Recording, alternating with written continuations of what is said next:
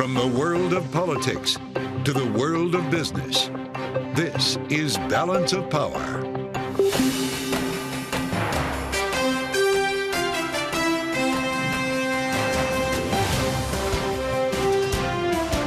Live from Washington, D.C.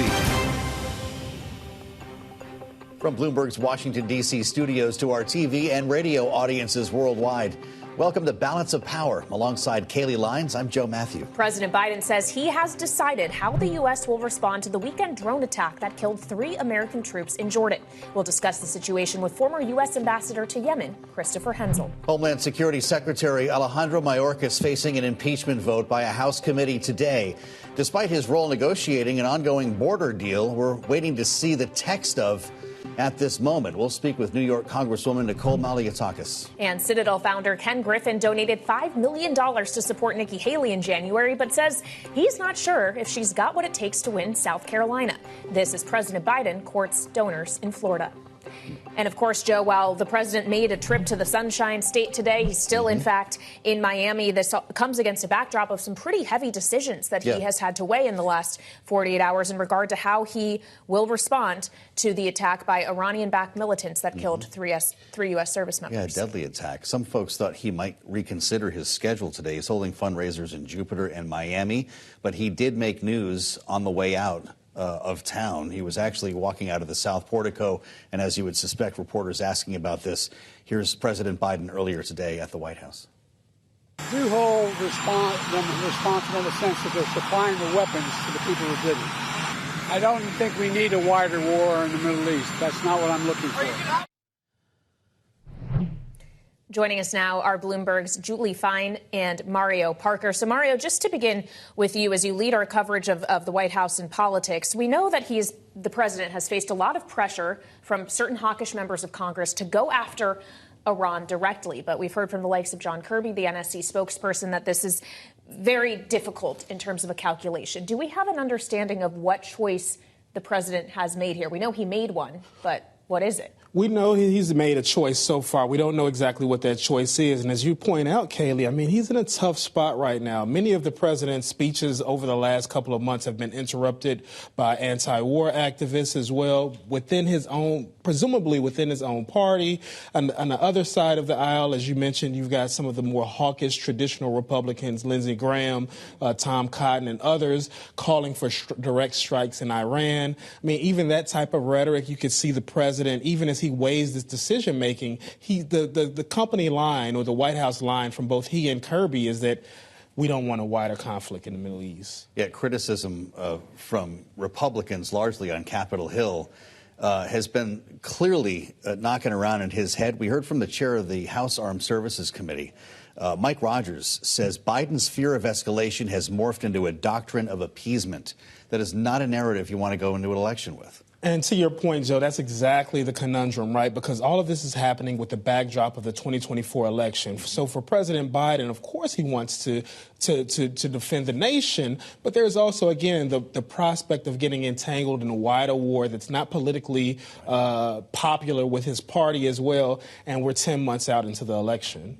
Well, and to that point, something we have heard in regard to the other active conflict the president is very much focused on, the war in Ukraine, is that he should be paying more attention to the U.S.'s borders than to other countries' borders, given the crisis we are seeing there. And, of course, he is at the table now trying to negotiate a deal with members of the Senate. Is there a feeling, though, at the White House that this is actually going to go anywhere, that he's going to be able to use that pen, sign some legislation into law? The White House is pushing for it, right? You can see the change in the rhetoric over the last week or so, what he's been able to compromise on or appease some of the Republicans. But we're in this bizarro world of 2024 electoral politics where his main nemesis, Donald Trump, wants to run on the border and is pressuring members of Congress of his own party to not accept a deal. And how many times have we seen his party buck former President Trump? It's kind of amazing that we're still talking about this border deal without seeing text, and everyone seems to have a pretty strong opinion about it. We heard from Republican Congresswoman Elise Stefanik of New York, from the leadership in the House on the border earlier. Here she is. Border security is the most fundamental responsibility of a nation, and House Republicans are serving as the last line of defense to secure our border. As we speak, House Republicans on the Homeland Security Committee are marking up the long overdue articles of impeachment against Alejandro Mayorkas, holding him accountable for his breach of the public trust and willful refusal to enforce our laws. Julie Fine, there's a lot here as we consider the debate over a possible border deal, knowing that the Homeland Security Secretary actually has a seat at that table, depending on the session, with the three senators who are involved here. The message from Donald Trump, though, is we don't even need a bill. Is all of this in vain the closer they get to the finish line? Well, I mean, if the former president is saying we don't even need a bill, and he speaks frequently to the House Speaker, I mean, that's basically his way of saying don't solve this right now. I mean, it is an election year. However, Republicans do have this responsibility, since they've been saying we need to do something about the border, to accept something about the border. So it will really be up to each member what they decide to do in this situation. But it will be very interesting in the next few days to finally see what the text is, to see what they have actually been working on together. Well, of course, there's many sides to this story, including Democrats who seem more willing to actually vote on potentially a piece of border legislation if it is indeed brought to the floor, but also have been more vocal coming out against the current efforts underway in the House to impeach Secretary Mayorkas. Here is House Democratic Caucus Chair Pete Aguilar earlier today. We should talk about what we stand for, what we believe, what will meaningfully help and improve the border. But that is completely different than sham impeachments. Again, this is done just from a political standpoint because Republicans don't have any solutions. House Republicans are paralyzed. They don't support bipartisan reform that's happening in the Senate. So this is the only thing that they can hang their hat on. Mario, when it comes to the impeachment of a member of the cabinet, something we haven't seen in what, Joe, over 100 years, I believe? 150 years. Why would the Biden administration not just potentially ask him to resign if he is a distraction to actually trying to get this legislative work done? Well, at this point, and you saw some of the House Democrats rallying around him as well, Benny Thompson saying that Mayorkas' behavior doesn't meet the bar for high crimes and misdemeanors, et cetera. I mean, at this point, everyone's trying to score political points, right? To ask your Homeland Security Chief to step down is essentially a concession to Republicans. Republicans also know that this isn't going to go anywhere in the Senate, right? The impeachment may take hold in the House. It's not going to go anywhere in the Senate, but it does at least weaken the president, again, in an election year. Sounds like a lot of messaging around here to me. Julie Fine, is Donald Trump going to make the final decision on whether a border bill sees the light of day?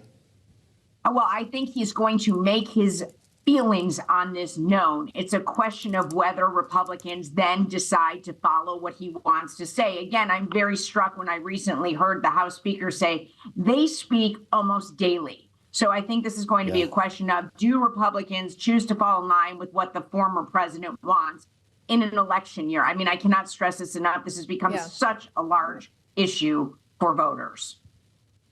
Well, speaking of it being an election year, Julie, of course, we are still in primary season. You, in fact, tonight are joining us from Las Vegas, Nevada, where there is a primary and a caucus coming up. We all have our eyes on South Carolina, but Nevada actually is a contest sooner than that. Can you just explain to us what's going to happen there over the course of the next week?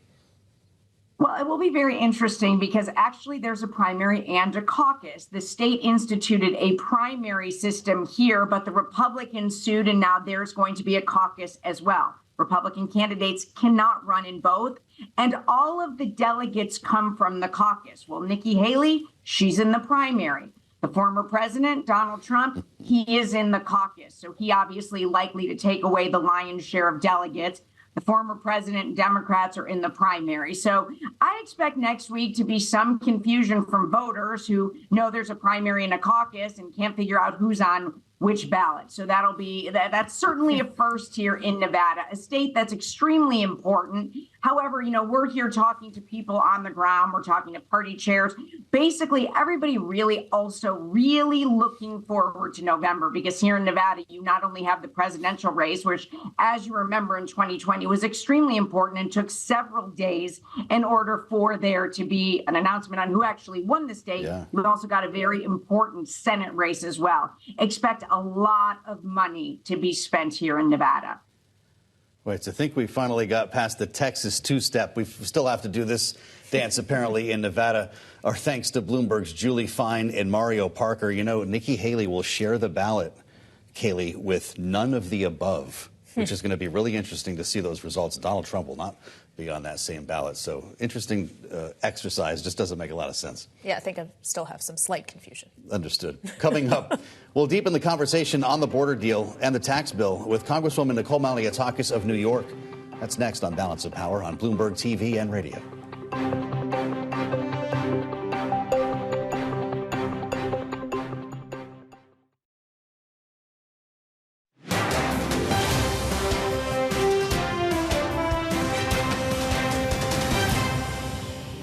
We haven't seen any bill text yet. We've been waiting, I think, 2 months now on that.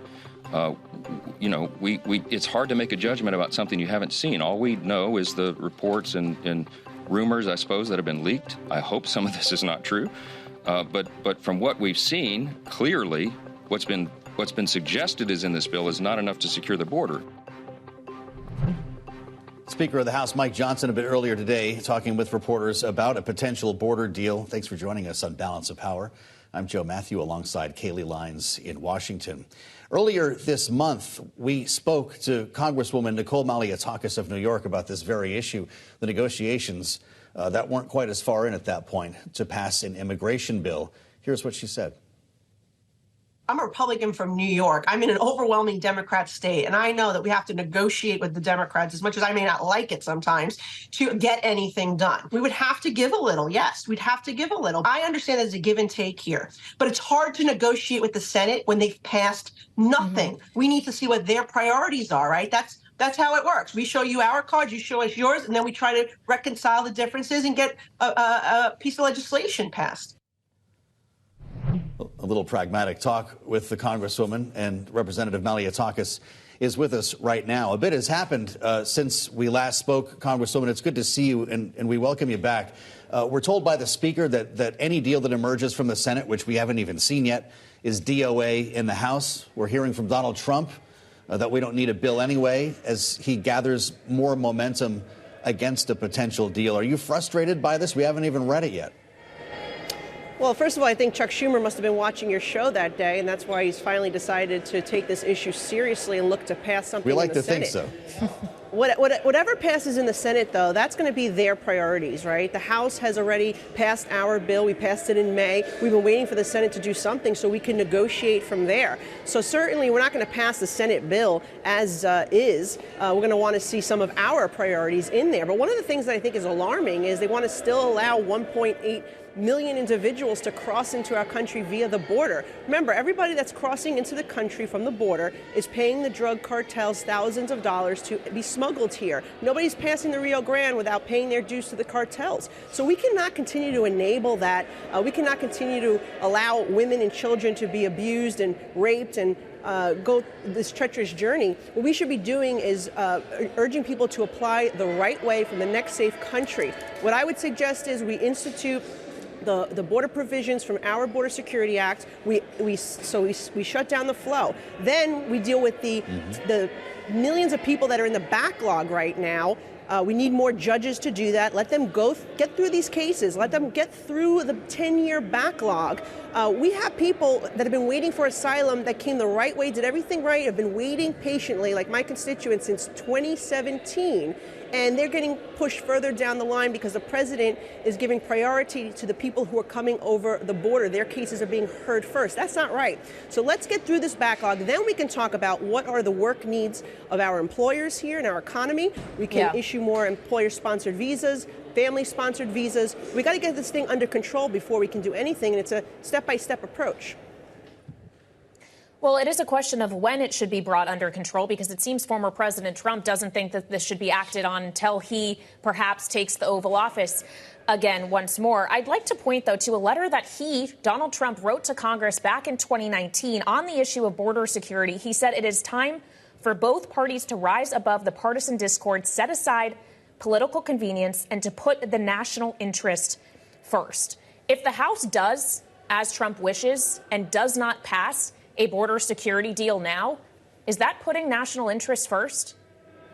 Well, first of all, I think what the president's saying is don't accept a bad deal. I mean, if they're going to go back to the provisions of the Trump administration, which we have, many of those remain in Mexico, ending catch and release, and a couple of others in our bill, then, that's a good deal for the American people. But we shouldn't take a bad deal under the guise of border security if there's actually no real security in it. We're not going to accept 1.8 million people coming through the southern border, claiming asylum, clogging up the immigration system with false asylum claims, because we know more than 50% of these claims are illegitimate, while we have really good people who have been here, they've done everything right, and they're stuck in this red tape and being pushed further down the line. That's not right. But if it's a good deal, I think we should accept it if it's going to do what we really need. Look, time is of the essence here. I am very concerned as a New Yorker in a post-9/11 world. I've been saying this for a long time now. I'm very concerned about what could happen at any time. We have our ally at war. We saw American soldiers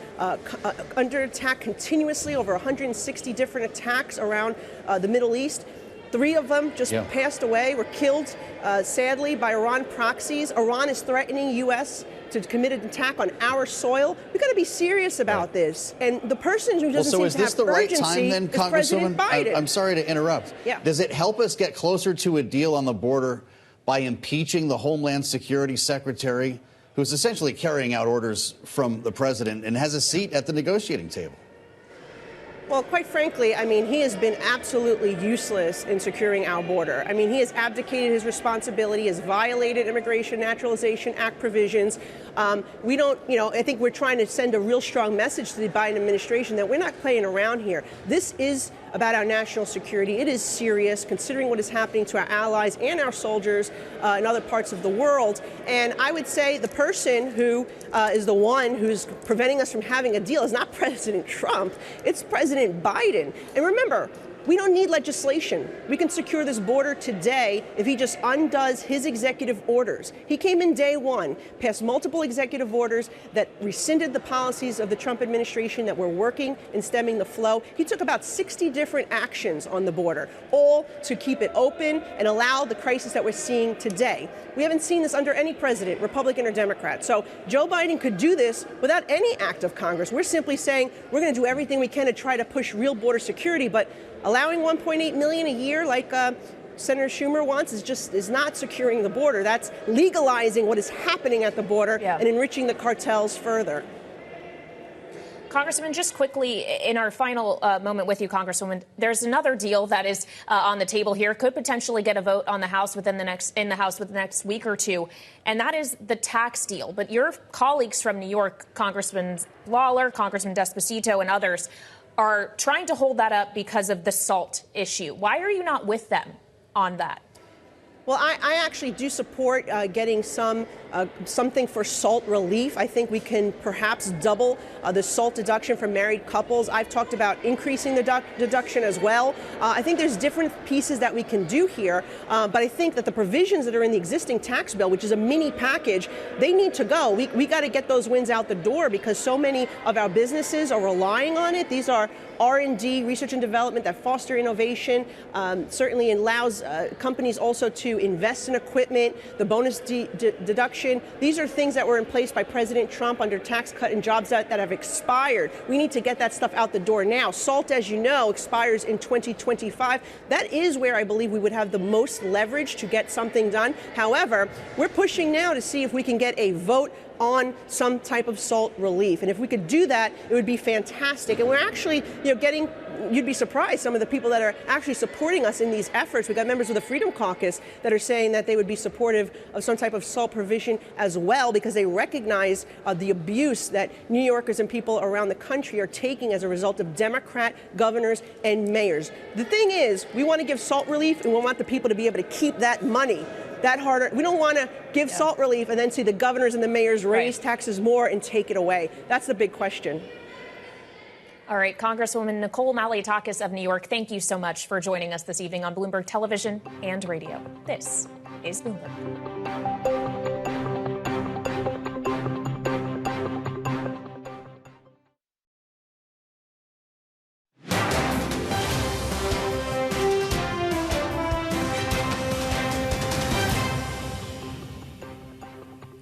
Welcome back to Balance of Power on Bloomberg Television and Radio. The Federal Reserve is set to announce its latest rate decision tomorrow, and most economists and market watchers expect there will be no change. But that hasn't stopped a group of Democratic senators from putting pressure on Fed Chair Powell to start cutting rates. Here with more is Bloomberg's Kate Davidson. Kate, if you look at just, say, the letter from the chair of the Senate Banking Committee, Sherrod Brown, today, he says, I urge the Federal Reserve to ease monetary policy early this year. Are we likely to see a signal from Powell tomorrow that those early cuts are coming?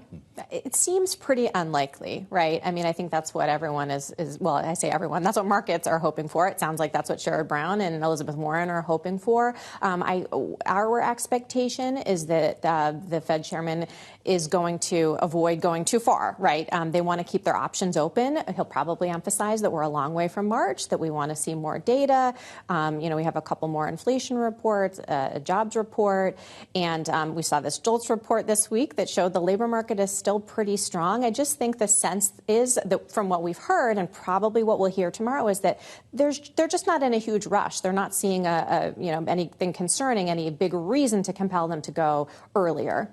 We've seen him claw back expectations a few times by now when the market gets a bit ahead of itself. All the reporters are asking the questions that we're asking. Could we see maybe a more hawkish Fed chair tomorrow just to make a point, just to cool this off for a couple weeks? I thought that our colleagues on the markets team one of them had a great story today about how everyone always worries about that. And then if you look at the data and how markets perform and respond to the Fed chairman at his press conferences, they tend to like what he has to say. Maybe he doesn't love that. Maybe that's not what he's going for. So we'll see. I mean, again, I think he's going to make clear that this is not, nobody is declaring mission accomplished. They haven't, they're not victorious over inflation yet. So how that's interpreted, I guess we'll have to wait and see.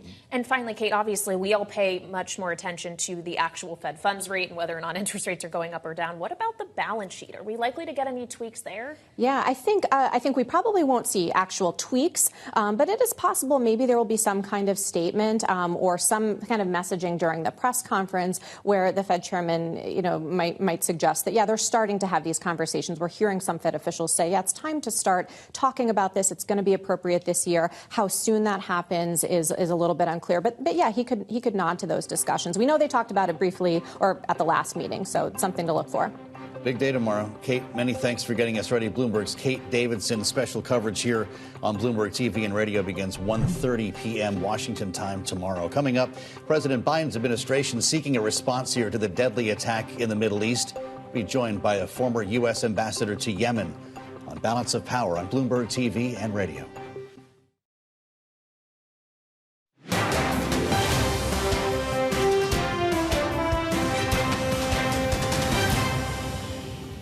We're probably going to strike inside Iran for the first time since the 1980 hostage rescue How effort. come?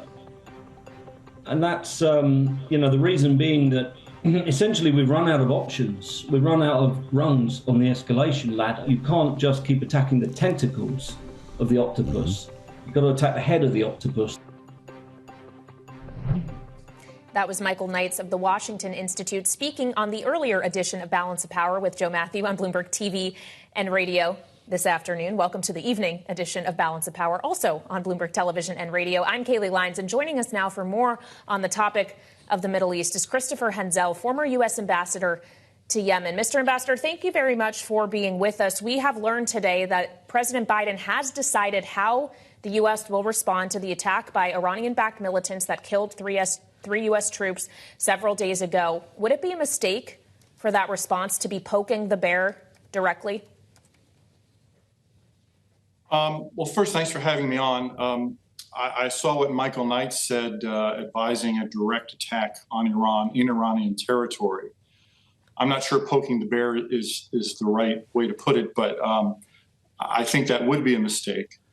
I think the response is probably going to be proportional because escalating the conflict, and we're already in a regional conflict linked to Gaza, but for the U.S. to escalate it further, I do not believe would be in U.S. interest at all.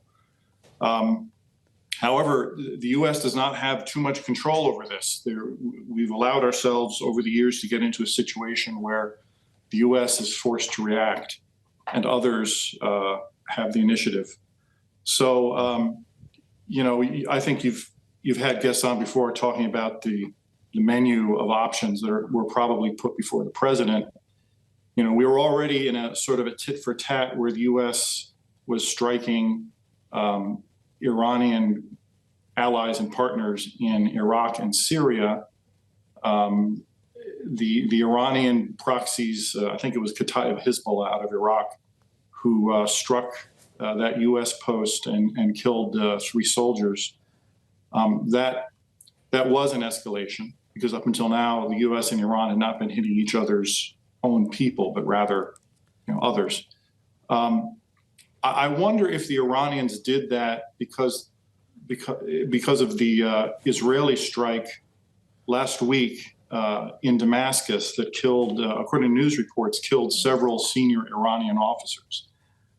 It could be that the Iranians felt that this had moved it up to the level of direct strikes on each other, and that's what this was. I don't know.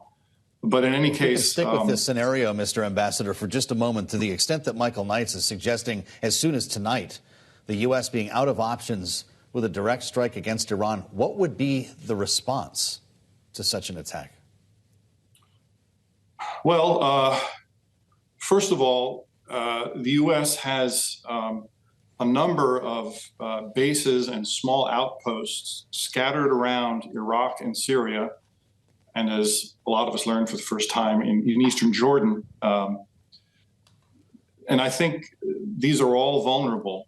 The sort of nuclear option is our embassy in Baghdad, which we saw was very vulnerable last year on a couple of occasions when large Shia pro-Iranian mobs surrounded the place.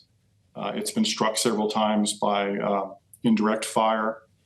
And the Iranians could probably flip a switch and make that happen.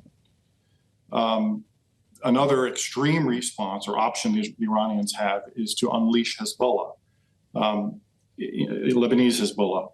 Up till now, Hezbollah has been careful to engage the Israelis, but not really to go all out. All out for Hezbollah means, thousands and thousands of rockets that they have stockpiled. Again, I don't think it's going to immediately go that far unless the U.S. did something quite radical. Yeah.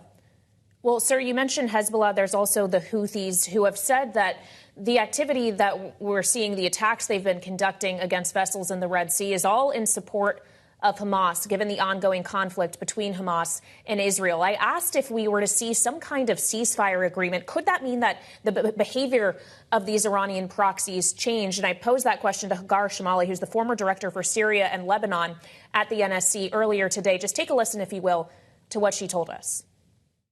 What's happening in Israel, Gaza, and what's happened since then and since October 7 has resulted in a massive increase in these attacks that we're seeing from these Iran-backed groups, militants, the Houthis, all of them. But their claim that they're doing it to fight for the Palestinian mission or cause, or that they're doing it to protest against the war and to protect Palestinians is a lie. Sir, you obviously served as ambassador to Yemen. We have seen the U.S. striking Houthi targets directly in Yemen. Do you think that what happens between Israel and Hamas has any real bearing on the Houthis' behavior going forward? Yes, of course it does. It has a huge bearing on the entire region. Look, these are bad guys, the Houthis, the Shia militias in Iraq and Syria, Hezbollah, no doubt about it. But they also have genuinely held beliefs and ideologies. More importantly, their followers do. The Houthis, for instance, have made themselves hugely popular with these various attacks against Israel and against international shipping in the name of the Palestinians. What's going on in Gaza is affecting the entire region, both at the government level and on the streets. So, Mr. Ambassador, lastly, what's more dangerous for the U.S., doing too little or doing too much? All right. They both present a lot of dangers. As I said at the beginning, because of the role that we have played in the Middle East over the last few decades, we are locked into these terrible choices. We don't have the option anymore to step back and say this is not our fight. So we've heard that many Americans are tired of these so-called forever wars in the Middle East, but I'm afraid we're going to be on the verge of conflicts for the foreseeable future. Hopefully not in an actual conflict, but that risk is always there. Insights on a Dangerous World from Christopher Henzel, former U.S. ambassador to Yemen. Mr. Ambassador, we thank you for the time this evening on Bloomberg. Coming up, President Biden's re-election campaign is heating up. A super PAC now supporting the president is planning to spend some serious cash, as we'll discuss with our political panel next. To the campaign trail on Balance of Power on Bloomberg TV and radio.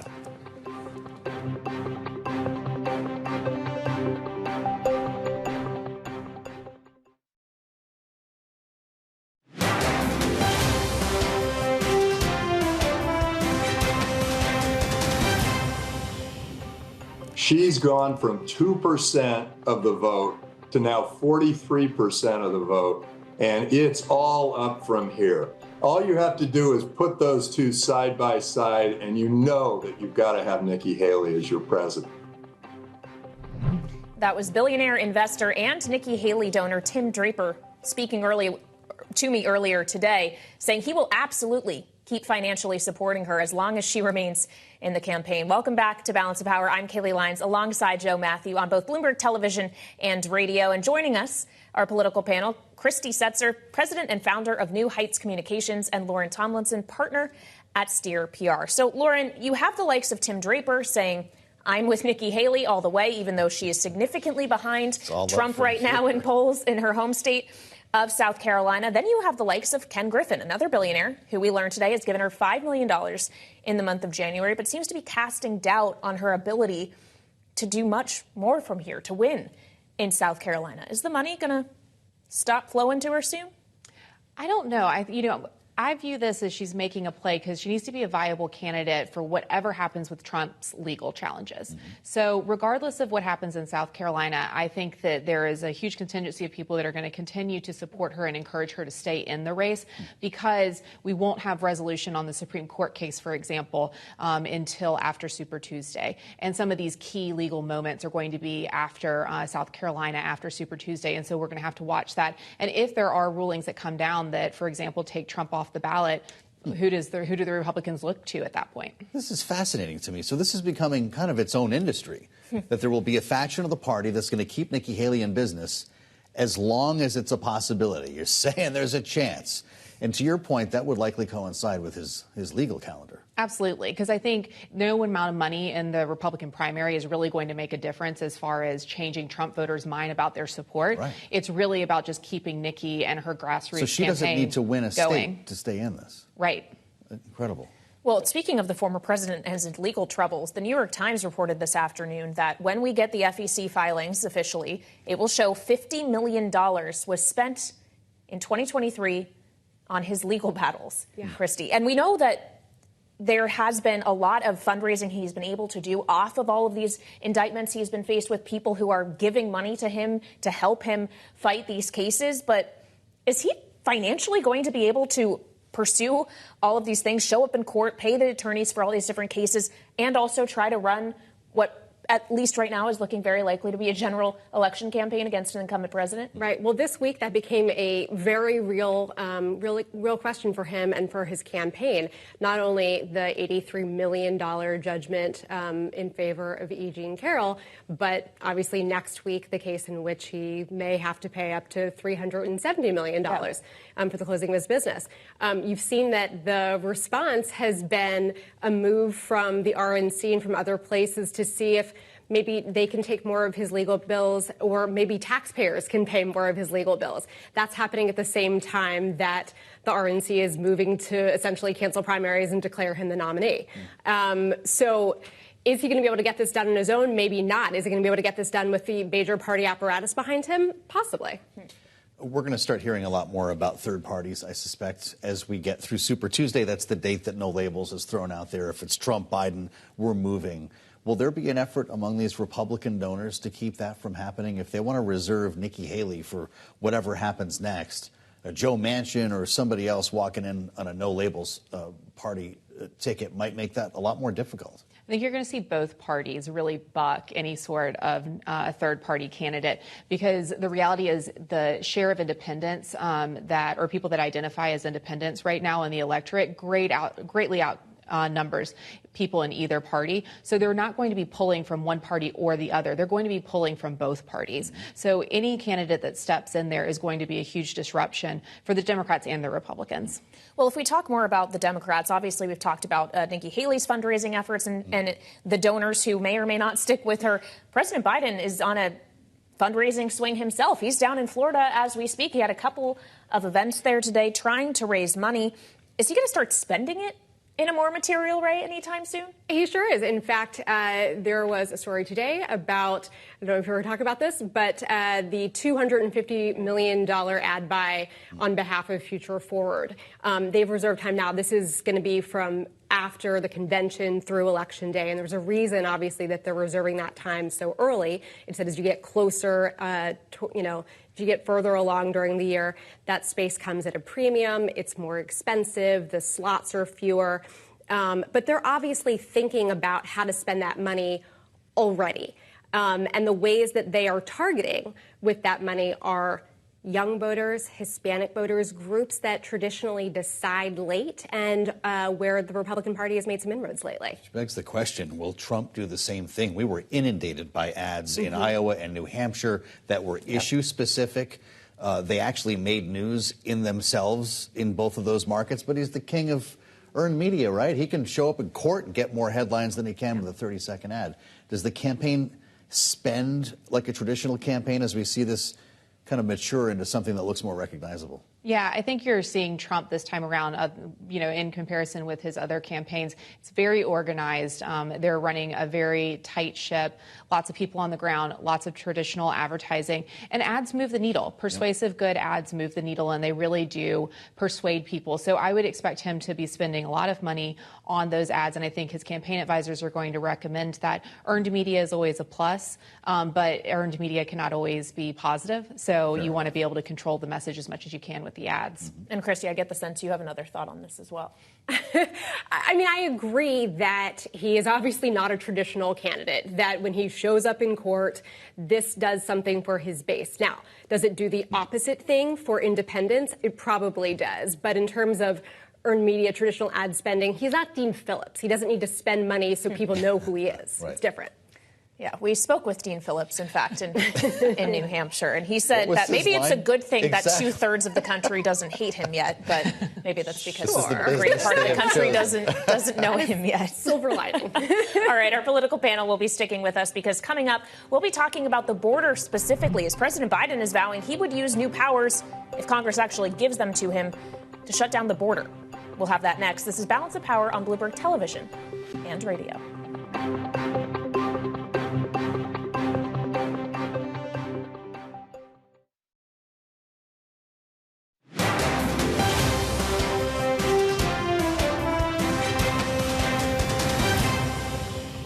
Whatever passes in the Senate, though, that's going to be their priorities, right? The House has already passed our bill. We passed it in May. We've been waiting for the Senate to do something so we can negotiate from there. So certainly we're not going to pass the Senate bill as is. We're going to want to see some of our priorities in there. Republican Congresswoman from New York, Representative Nicole Malliotakis, with us a short time ago talking about the gyrations about a potential border deal. We turn to our political panel to make sense of all this. Christy Setzer is with us, president and founder of New Heights Communications, alongside Lauren Tomlinson, partner at Steer PR. Lauren, Republicans, I feel like, are in a bit of a jam here as Donald Trump is looming over this whole negotiation. We went from being on the verge of a deal, it was an any day now, to the former president now saying, hey, we don't need a bill after all. You've been working on this on and off since you first came to Washington a couple of years ago. Have you just been kind of, I told you so, rolling your eyes since this all began? It's so frustrating because there's a couple of really smart, easy fixes that we could make to our immigration system that would solve a lot of these problems at the border. Some of it's they've debated multiple times with asylum reform and making sure that we tighten up those laws around asylum and refugee status. Some of it's putting more resources down there, including judges, to to quicken the court processes, et cetera. And some of these things are being discussed. But the problem is that there's no consensus and there's no real leader here to push this across the finish line. And I would include President Biden in that. There is no one that is capitalizing, I think, on the frustration of the American people in a way that does not inflame anti-immigration or pro-immigration minorities here. There's a big majority that could get something done, but again, it always ends up getting too inflamed.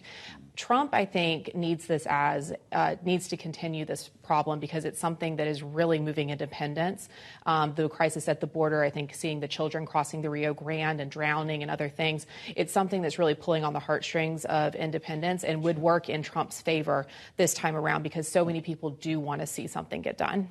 Okay, so let's talk about what potentially President Biden could do, even if Congress does not actually pass legislation for him to sign. What you hear on the Republican side is that the president already, Christy, has authorities and he's just not using them. What should Biden do here, regardless of what Congress decides? Well, he is walking a bit of a tough line, right? Because as Lauren said, this is an issue on which Trump and Republicans actually have an advantage. And, more Americans say that they would trust Republicans and Trump to get something done on the border than they do Democrats. So he understands that there's sort of that it's an uphill political battle for him there, which is why you saw him this week sound a lot stronger as far as I would shut down the border. But he also knows that House Republicans right now sort of gave up the game, that they actually are serious about doing any sort of legislation, that, Marjorie Taylor Greene and others were gleeful that they'd walked away from negotiations, saying that, this isn't something that they want to hand President Biden a win on. So, I think what he actually probably has to do politically is show that this, in fact, is a sham. This isn't something that Republicans care about solving. It is something that they care about using as a campaign issue. Well, the messaging from the House would certainly give him something to work with here. Not only is the deal DOA, says the Speaker before he has a chance to read it, but we're going to impeach your Homeland Security Secretary while we're at it as well. Does that sound like someone who seriously wants to work out a deal? Yeah, the House Homeland Security Committee, I think, is creating a major messaging problem with this impeachment because there are no crimes and high misdemeanors that they have laid out here. And I think by doing this, they seem unserious. And not only do they seem unserious to the American people, I'm also looking at the employees of DHS, the Border Patrol agents, and they're watching this happen, and they are fighting and working so hard every day to maintain our security of our homeland, fentanyl crisis. They're dealing with the immigrant crisis. They're dealing with our, cybersecurity and our networks. Many, many, many different missions, and they're looking at their leader getting impeached for this, and it seems ridiculous. And I think that's disheartening for an agency that comes under attack pretty frequently. It's not a beloved agency necessarily. It's an easy target for sure. Very easy target. Yeah, of course, it very likely isn't going to go anywhere in the Senate. Just sticking in the House, though, we have about a minute left, Christy. I want to ask you about this. Congresswoman Cori Bush confirmed today she is under investigation by the DOJ. Essentially, the allegations are she was paying her husband to be part of her security team with campaign funds. Yeah. How big a problem optically is this for Democrats when you also factor in, say, Senator Bob Menendez? Yeah, it's a good point. I think what Democrats have to do is deal with it swiftly, and much like Bob Menendez, sort of rally around the fact that this is not something that we stand behind. So you see people like Senator John Fetterman, sort of coming out strongly against Menendez, and I think that you'll see some of the same. You'll see some denouncements of it, and ask her to deal with it, which she's already said that she's complying. Our thanks to Christy Setzer and Lauren Tomlinson. A great conversation. Thanks for your analysis. Check out the Washington Edition newsletter on the terminal and online. Thanks for joining us on Balance of Power on Bloomberg Television and Radio. This is Bloomberg.